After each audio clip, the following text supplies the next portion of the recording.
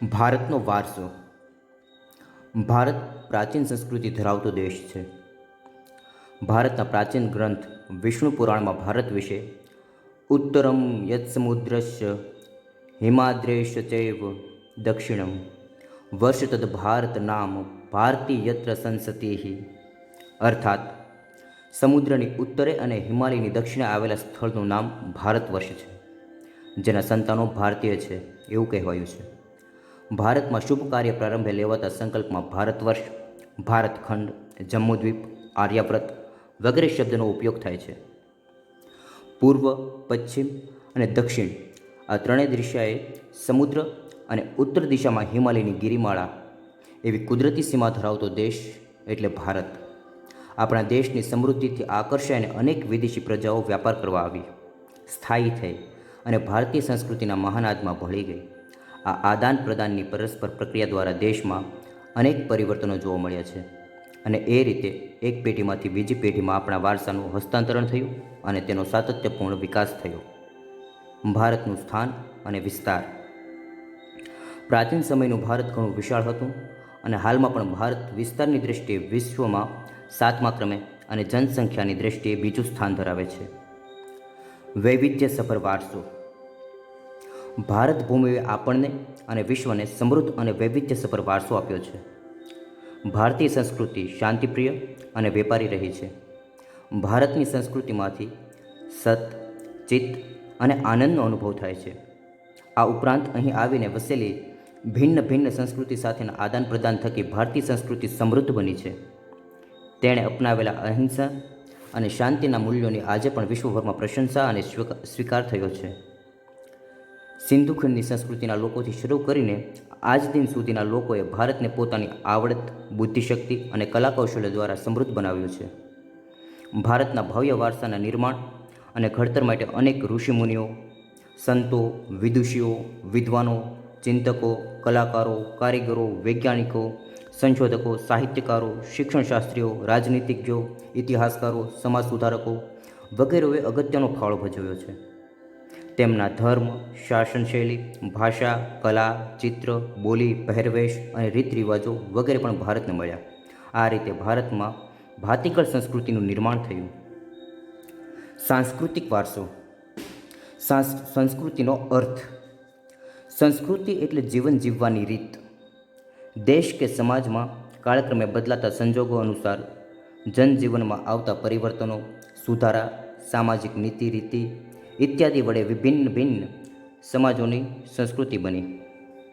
સંસ્કૃતિ એટલે માનવ મનનું ખેડાણ અને તેમાં માનવ સમાજની ટેવો, મૂલ્યો, આચાર વિચાર, ધાર્મિક પરંપરાઓ, રહેણી કહેણી, જીવનને ઉચ્ચતમ ધ્યેય સુધી લઈ જતા આદર્શોનો સરવાળો એમ પણ કહી શકાય. ભારતીય સંસ્કૃતિનો વારસો. વારસો એટલે આપણને આપણા પૂર્વજો તરફથી મળેલી અમૂલ્ય ભેટ. ભારતનો ઇતિહાસ હજારો વર્ષ પુરાણો છે. શાળાકીય અભ્યાસમાં લેવાતી દૈનિક પ્રતિજ્ઞામાં પણ આપણે હું મારા દેશને ચાહું છું અને તેના સમૃદ્ધ અને વૈવિધ્યપૂર્ણ વારસાનું મને ગર્વ છે એવું કહીએ છીએ. આ સમૃદ્ધ વારસો એટલે ભારતનું સમગ્ર વિશ્વને પૂર્ણ માનવ જીવનના રહસ્યનું પ્રદાન એમ પણ કહી શકાય. ભારતના આ વારસાને 2 વિભાગમાં વહેંચીને સમજીએ. ભારતનો પ્રાકૃતિક વારસો અને ભારતનો સાંસ્કૃતિક વારસો. એમાં જોઈએ ભારતનો પ્રાકૃતિક વારસો. પ્રકૃતિ, પર્યાવરણ, માનવ જીવનની વચ્ચેના નિકટતમ સંબંધોનું પરિણામ એટલે પ્રાકૃતિક વારસો. પ્રાકૃતિક વારસો એક કુદરતની ભેટ છે. ભારતનો પ્રાકૃતિક વારસો વિશિષ્ટ અને વૈવિધ્યસભર છે, જેમાં ઊંચા પર્વતો, નદીઓ, ઝરણા, સાગરો, લાંબા દરિયા કિનારા, વિશાળ ફળદ્રુપ મેદાનો, ખીણ પ્રદેશો, રણનો સમાવેશ થાય છે તથા વૃક્ષો, વનસ્પતિ, વન્યજીવો, ઋતુઓ, પશુ પક્ષીઓ, પ્રાણીઓ અને વૈવિધ્યપૂર્ણ ભૂમિ દૃશ્યો, લેન્ડસ્કેપ, વિવિધ પ્રકારના ખડકો, ખનિજોનો સમાવેશ થાય છે. આપણે સૌ પ્રકૃતિના સંતાન છીએ. પ્રકૃતિ આપણી આહાર, પાણી, શુદ્ધ વાયુ તેમજ નિવાસ જેવી લગભગ બધી જ આવશ્યકતાઓ માટે સુંદર વ્યવસ્થા કરી છે. પ્રકૃતિ સાથેનો આપણો વ્યવહાર શ્રદ્ધાપૂર્ણક હોવાના ઉદાહરણો પંચતંત્રની વાર્તાઓ અને બૌદ્ધ ધર્મની જાતક કથાઓમાં જોવા મળે છે. આપણા લોકસંગીત અને શાસ્ત્રીય સંગીતમાં પણ ઋતુઓ અને પ્રકૃતિ સાથેનો સંબંધ જોવા મળે છે. આપણા ગીતો, તહેવારો, કવિતાઓ, ચિત્રોમાં પણ પ્રકૃતિ અને ઋતુચક્રનું નિરૂપણ જોવા મળે છે. નિસર્ગોપચાર, નેચરોપેથી, આયુર્વેદિક, યુનાની જેવી ચિકિત્સા પદ્ધતિ પણ પ્રકૃતિ ઉપર આધારિત છે. ભૂમિ દ્રશ્યો વિશે જોઈએ. ભૂમિ દ્રશ્યો એટલે લેન્ડસ્કેપ. ભૂમિ આકારો દ્વારા અનેક ભૂમિ દ્રશ્યોનું સર્જન જોવા મળે છે. દાખલા તરીકે હિમાલયના પર્વત એ ભૂમિનો આકાર છે. હિમાલયમાં અનેક પ્રકારની ઉપયોગી વનસ્પતિ, ખનિજો, અવનવા પશુ પંખી, શિખરો બરફથી છવાયેલા રહે છે. તેનાથી મોટાભાગની નદીઓ બારે માસ ભરપૂર પાણીથી સમૃદ્ધ રહે છે. તરાઈના જંગલો પણ ત્યાં આવેલા છે. હિમાલયમાં અમરનાથ, બદ્રીનાથ, કેદારનાથ જેવા યાત્રા સ્થળો છે. નંદાદેવી જેવા શિખરો પણ આવેલા છે. ભારત માટે હિમાલયનું મહત્ત્વ ઘણું રહ્યું છે. નદીઓ. પ્રાચીન કાળથી નદીઓ પ્રાકૃતિક માર્ગ પૂરો પાડતી રહી છે. ભારતીય સંસ્કૃતિ સિંધુ અને રાવી નદીના કિનારે પાલન પોષણ પામેલી છે. સિંધુ, ગંગા, યમુના, સરસ્વતી, નર્મદા, ગોદાવરી, કૃષ્ણા, કાવેરી જેવી લગભગ બધી જ નદીઓએ ભારતના લોકજીવન પર પ્રગાઢ અસર ઉપજાવી છે. પીવાનું પાણી, વપરાશનું પાણી, સિંચાઈ, વીજળી, ખેતી, જળમાર્ગ જેવી આપણી મહત્ત્વની જરૂરિયાતો સંતોષવામાં નદીઓનું સ્થાન અગ્રીમ રહ્યું છે. તે ઉપરાંત માટીના વાસણો, મકાનો, લીપણ તથા ઉદ્યોગના વિકાસ માટે પણ માનવીએ નદીના પાણી ઉપર આધારિત રહેવું પડ્યું છે. આમ નદીઓએ ભારતીય પ્રજાજીવનને સમૃદ્ધ બનાવ્યું છે. આપણી સંસ્કૃતિમાં પ્રાચીન કાળથી નદી કિનારાના ઉષા અને સંધ્યાના વિવિધ ભૂમિ દ્રશ્યો દ્વારા ભરપૂર સૌંદર્ય, કલાસૂઝ અને કૌશલ્યનો વિકાસ પણ આ પ્રકૃતિના વારસામાંથી જ મળ્યો છે. તેથી આપણે નદીને લોકમાતાનું બહુમાન પણ આપ્યું છે. વનસ્પતિ જીવન. ભારતની પ્રજા આદિ સમયથી પર્યાવરણ પ્રેમી રહી છે. તેની સાથે તેના સાક્ષી વૃક્ષ પ્રેમ, પશુ પ્રેમ, છોડવાઓ પ્રત્યેનો આદર સૂચવે છે. માણસ, પ્રાણી, પશુ પંખીના આહાર માટે વનસ્પતિ પર આધાર રાખવો પડે છે. ભારતમાં વડ, પીપળો, તુલસી વગેરેની પૂજા ધૂપદીપ કરવામાં આવે છે. વડ સાવિત્રીમાં વડની પૂજા કરવામાં આવે છે. અનાજ, કઠોળ, તેલીબિયાના છોડ, ધન્ય ધાન્યથી લહેરાતા ખેતરો વનસ્પતિથી સમૃદ્ધ છે. વન સમૃદ્ધિથી ભરેલા જંગલો અને ઔષધિઓ માટે ઉપયોગી લેવાતા છોડવાઓએ આપણા અતિ પ્રાચીન કાળથી જીવનને સમૃદ્ધ બનાવ્યું છે. હરડે, આંબળા, બહેડા, કુંવરપાઠું, અરડુસી, લીમડો વગેરે ઔષધિઓએ આપણા તથા મોગરો, ગુલાબ, કમળ, ડમરો, સૂરજમુખી, ચંપો, નિશાગંધા, જુઈ વગેરે જેવા પુષ્પોએ માનવ જીવનને ખૂબ જ સુંદર, સુવાસિત અને નિરામય અને સમૃદ્ધ બનાવ્યું છે. આમ ભારતના સામાજિક, ધાર્મિક જીવન પર વનસ્પતિનો અસરકારક પ્રભાવ રહ્યો છે. વન્યજીવન. પ્રાચીન સમયથી ભારત દેશ પ્રકૃતિ પ્રેમી હોવાની સાથોસાથ પ્રાણી પ્રેમી પણ રહ્યો છે. વાઘ, સિંહ, હાથી, ગેંડો, શિયાળ, રીંછ, હરણ, રોજ, સાબર, સસલા, અજગર, સાપ, નાગ, નોળિયા, ઘો, શાહુડી જેવા અનેક જીવો જોવા મળે છે. વિશ્વમાં એશિયાઈ સિંહો માત્ર ગુજરાતના ગીરના જંગલોમાં જોવા મળે છે.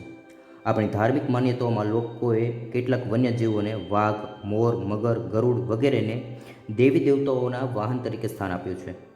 આપણી રાષ્ટ્રીય મુદ્રામાં પણ 4 સિંહ, ઘોડા, હાથી અને બળદની આકૃતિ મૂકીને તેનું મૂલ્ય આંક્યું છે. વળી આ વન્યજીવોની રક્ષા માટે અભયારણ્યો બનાવવામાં આવ્યા છે અને વન્યજીવોની સુરક્ષા માટે કાયદાઓ પણ ઘડેલા છે. હવે જોઈએ ભારતનો સાંસ્કૃતિક વારસો. ભારતે જગતને વિવિધતાપૂર્ણ અને સમૃદ્ધ વારસાની ભેટ આપે છે. સાંસ્કૃતિક વારસો એટલે માનવ સર્જિત વારસો. માનવીએ પોતાના કુનેહ, બુદ્ધિ, ચાતુર્ય, આવડત અને કલા કૌશલ્ય દ્વારા જે કંઈ પ્રાપ્ત કર્યું છે, તેનું સર્જન કર્યું છે, તેને સાંસ્કૃતિક વારસો કહેવાય.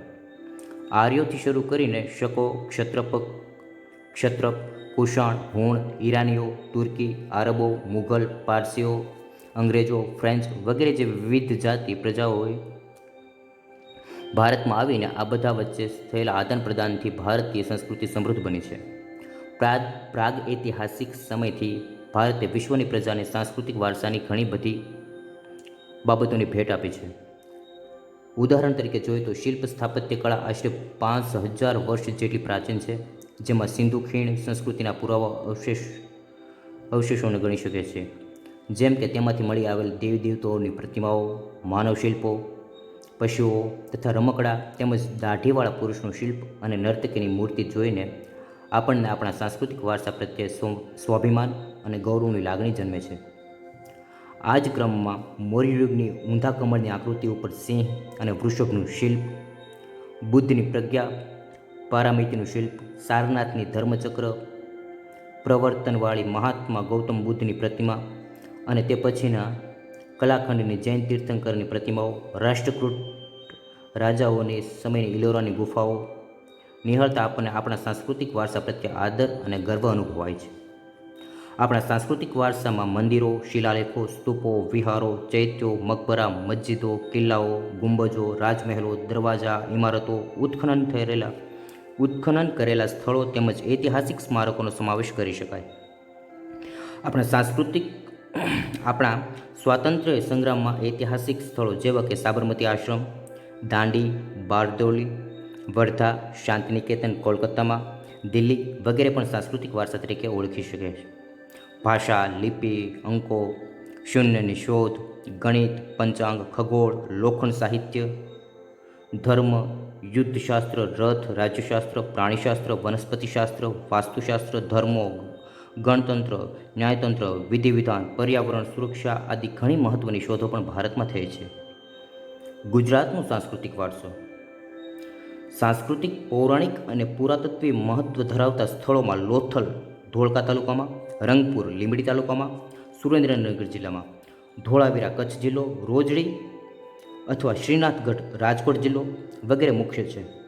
વડનગરનું કીર્તિ તોરણ, જૂનાગઢમાં આવેલો સમ્રાટ અશોકનો શિલાલેખ, મોઢેરાનું સૂર્ય મંદિર, ચાંપાનેરનો દરવાજો, સિદ્ધપુરનું રુદ્રમહેલ, વિરમગામનું મુનસર તળાવ, અમદાવાદની જામા મસ્જિદ, ઝુલતા મિનારા, સીદી સૈયદની જાળી, હાથીસિંહના દેરા, પાટણનું સહસ્ત્રલિંગ તળાવ, વડોદરાનો રાજમહેલ, જૂનાગઢનો મોહમ્મદ ખાનનો મકબરો, નવસારીની પારસી અગિયારી વગેરે ઐતિહાસિક મહત્ત્વ ધરાવતા જોવાલાયક સ્થળો છે.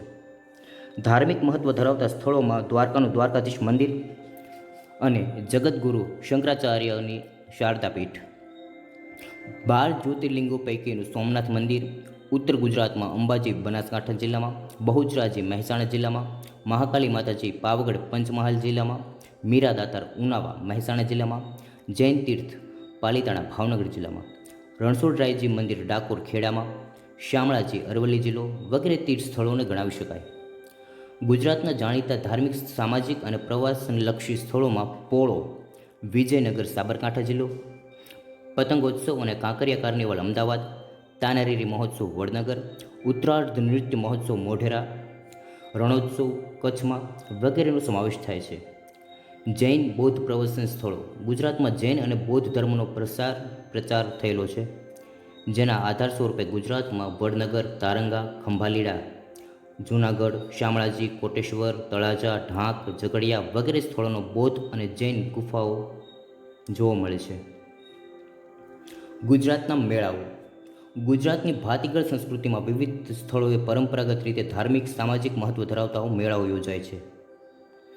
મોઢેરાનો મેળો મોઢેરા મહેસાણામાં શ્રાવણ વદ અમાસના દિવસે, બહુચરાજીનો મેળો બહુચરાજી મહેસાણામાં ચૈત્ર સુદ પૂનમના દિવસે, શામળાજીનો કાળિયા ઠાકરનો મેળો શામળાજી અરવલ્લીમાં કારતક સુદ 11થી પૂનમ સુધીનો, ભાદરવી પૂનમનો મેળો અંબાજી બનાસકાંઠામાં ભાદરવા સુદ પૂનમના દિવસે, ભવનાથનો મેળો ગીર જૂનાગઢમાં મહાવદ નોમથી 12 સુધી, તરણેતરનો મેળો તરણેતર સુરેન્દ્રનગર ભાદરવા સુદ 14થી 6 સુધી, ભડિયાદરનો મેળો ભડિયાદ અમદાવાદમાં રજબ માસની તારીખ 9, 10 અને 11, નકળંગનો મેળો કોળિયાક ભાવનગર ખાતે ભાદરવા વદ અમાસના દિવસે, માધવપુરનો મેળો માધવપુર પોરબંદરમાં ચૈત્ર સુદ 9થી 13 સુધી, વૌઠાનો મેળો ધોળકા અમદાવાદમાં કારતક સુદ પૂનમના દિવસે, મીરા દાતારનો મેળો ઉનાવા મહેસાણામાં રજબ માસની 16થી 22 તારીખ, ડાંગ દરબારનો મેળો આહવા ડાંગ ખાતે ફાગણ સુદ પૂનમના દિવસે,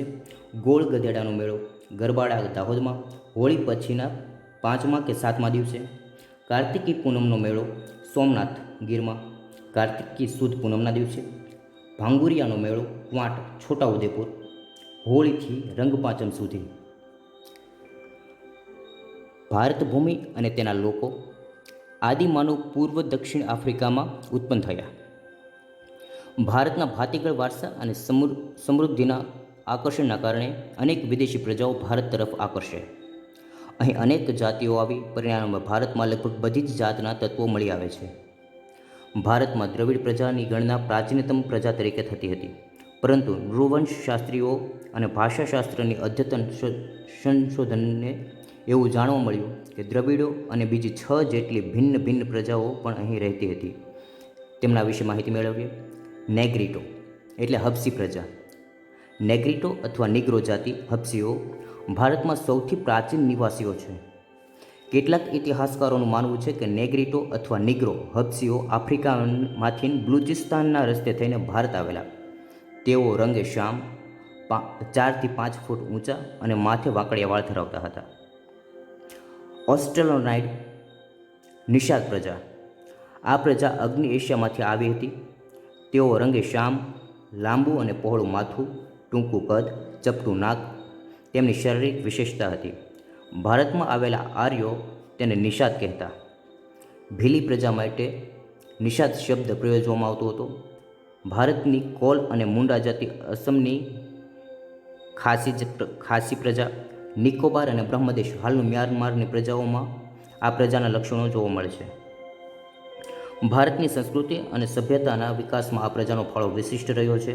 તેઓ માટીના વાસણો બનાવવામાં, ખેતી કરવાની, સુતરાઉ કાપડનું વણાટકામ કરવામાં વગેરે જેવા કૌશલ્યો માટે ખૂબ જ જાણીતા હતા. તેઓ પોતાની ધાર્મિક માન્યતાઓ ધરાવતા હતા.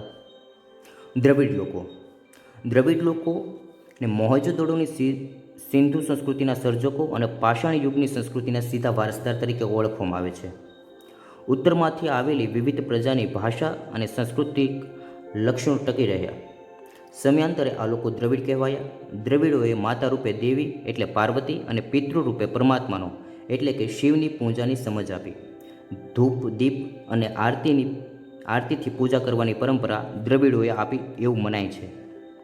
આ ઉપરાંત પ્રાકૃતિક પૂજા, પશુ પૂજા વગેરે દ્રવિડોની ભેટ છે. દ્રવિડોના મૂળ દેવો આર્યોએ સ્વીકારી લીધા અને તેમને સંસ્કૃતિના દેવો તરીકે પુનઃસ્થાપ્યા. સમય જતાં ઉત્તરના પ્રચંડ પ્રભાવ હેઠળ દ્રવિડો આર્ય સંસ્કૃતિ ઊંડે સુધી વ્યાપી ગઈ. આંતરજ્ઞાતિ લગ્ન સંબંધો પણ પ્રસર્યા. દ્રવિડોમાં માતૃમૂલક કુટુંબ પ્રથા પ્રચલિત હતી. તેઓએ અવકાશી ગ્રહોના નક્ષત્રો અને વિવિધ કલાઓ જેવી કે કાંતવું, વણવું, રંગવું, હોળી, પતરાત જેવા ક્ષેત્રોમાં તેમના સ્થાન વિશેષ પ્રદાન જોવા મળે છે. આર્યોના પ્રભુત્વ બાદ તેઓ દક્ષિણ ભારત તરફ વસતા ગયા અને ત્યાં સ્થિર થયા. આજે દક્ષિણ ભારતમાં દ્રવિડ કુળની તામિલ, તેલુગુ, કન્નડ અને મલયાલમ જેવી ભાષાઓ બોલતા લોકો વસે છે. પ્રારંભિક તામિલ સાહિત્ય ઉર્મિની અભિવ્યક્તિથી ભરેલું હતું. અન્ય પ્રજાઓ આ ઉપરાંત ભારતમાં મોંગોલોઇડ, આલ્પાઇડ, ડિનારિક, આર્મેનોઇડ પ્રજા પણ હતી. મોંગોલોઇડ પ્રજા. આ પ્રજા ઉત્તર પશ્ચિમ ચીનમાંથી તિબેટના રસ્તા થઈ ભારતમાં આવી. તેમણે ઉત્તર આસામ, સિક્કિમ, ભૂતાન, પૂર્વ બંગાળ વગેરેમાં વસવાટ કર્યો. સમય જતાં તેમનું ભારતીકરણ થયું. આ પ્રજાનો વર્ણ પીળો, ચહેરો ચપટો, ઉપસેલા ગાલ, બદામ આકારની આંખો જેવા શારીરિક લક્ષણો ધરાવતી હતી. મેંગોલિયન લોકો પીળા વર્ણના હતા અને તેઓ કિરાત તરીકે ઓળખાતા. આલ્પાઇડ, ડિનારિક અને ઓર્મેનોઇડ પ્રજા. આ પ્રજાઓ કે જે મધ્ય એશિયામાંથી આવેલી છે. 3 જાતિઓ એક સમાન ભૌતિક ગુણ ધરાવે છે. આ પ્રજાના અંશો ખાસ કરીને મહારાષ્ટ્ર, બંગાળ, ઓડિશા, ગુજરાત અને સૌરાષ્ટ્રમાં વધુ પ્રમાણમાં જોવા મળે છે. આર્યો. ભારતની આર્ય સભ્યતાના નિર્માતાઓ આર્યો નોર્ડિક લોકો હતા. આર્યો એટલે નોર્ડિક. પ્રાચીન કાળમાં હિન્દુઓ આર્ય કહેવાતા. તેઓની મુખ્ય વસ્તી જે પ્રદેશમાં હતી તે પ્રદેશને આર્યવ્રત નામ અપાયું હતું. પ્રાચીન સમયમાં પ્રથમ આર્ય વસ્તી વાયવ્ય ભારતમાં હતી. ત્યાં 7 મોટી નદીઓ વહેતી હતી. તેમણે તેને સપ્ત સિંધુ નામ આપ્યું હતું. ઉત્તર વૈદિક કાળમાં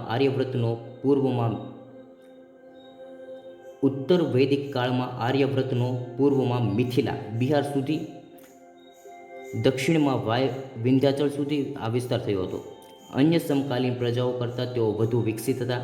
આર્ય ભરત રાજા કે ભરતકુળના નામ પરથી આ વિશાળ પ્રદેશ ભારત ભૂમિ, ભારતખંડ, ભારતવર્ષ કે ભારત જેવા નામથી ઓળખાવા લાગ્યો.